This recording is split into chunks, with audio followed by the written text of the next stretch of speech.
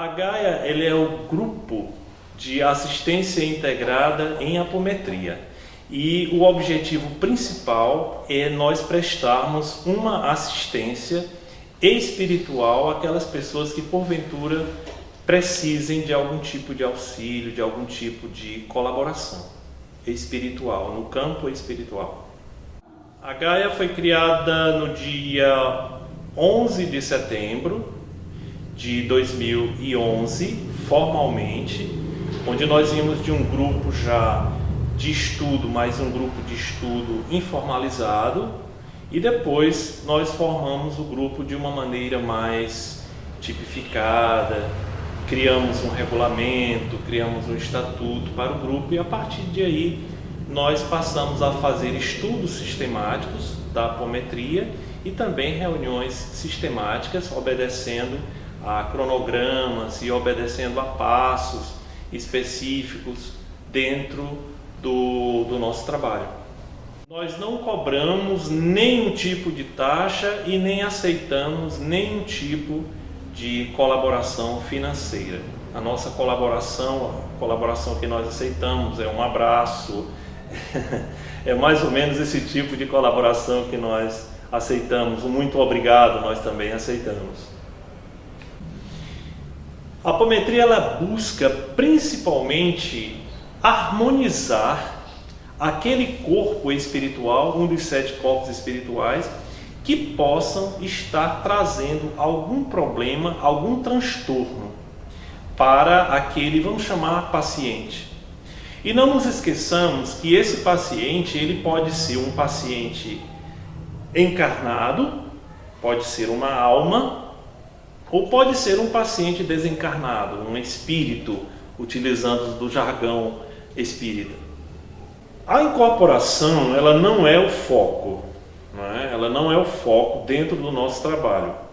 Agora, existe um período em que, existe um momento da sessão em que a gente dá um tempo para essa expansibilidade intuitiva e que, se for o caso, pode haver incorporação. Mas isso não é o objetivo do nosso trabalho, mas pode ocorrer.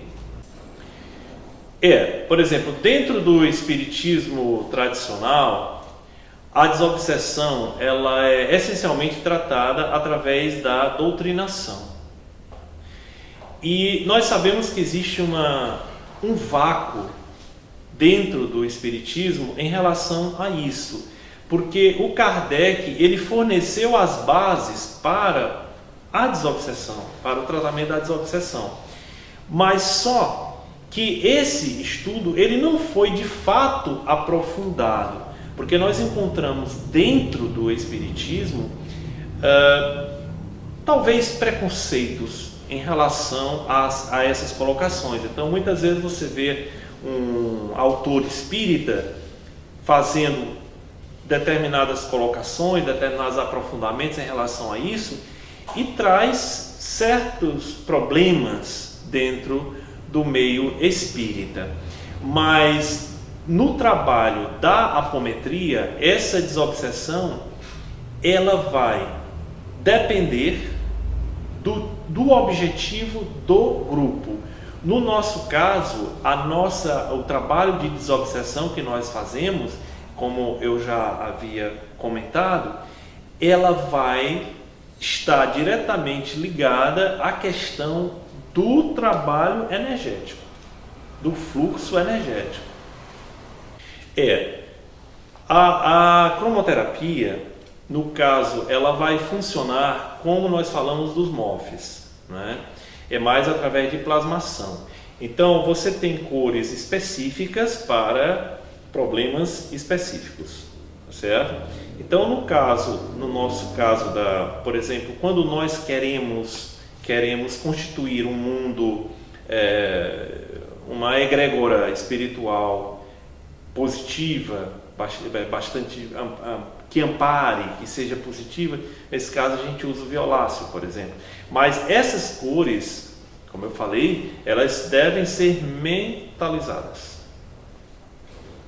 Existe uma tabela bem vasta, né, onde nós, às vezes, até nós trazemos a tabela quando existe a necessidade, para que possa fazer essa mentalização.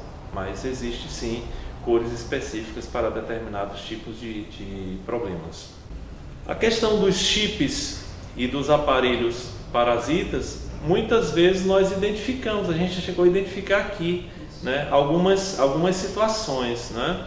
Esses chips, normalmente eles são colocados por espíritos líderes, obsessores, né, com o intuito de modificar a postura, o comportamento daquela pessoa. É uma espécie de processo de obsessão, como se fosse um processo de obsessão eletrônico, né? Então, esse processo existe. O André Luiz foi um dos primeiros, o André Luiz, né, psicografado pelo nosso querido Chico, foi um dos primeiros a falar em relação a isso, mas é uma realidade. Nós mesmo aqui já tivemos casos de chips que foram resolvidos, né, que foram retirados e nós conseguimos resolver.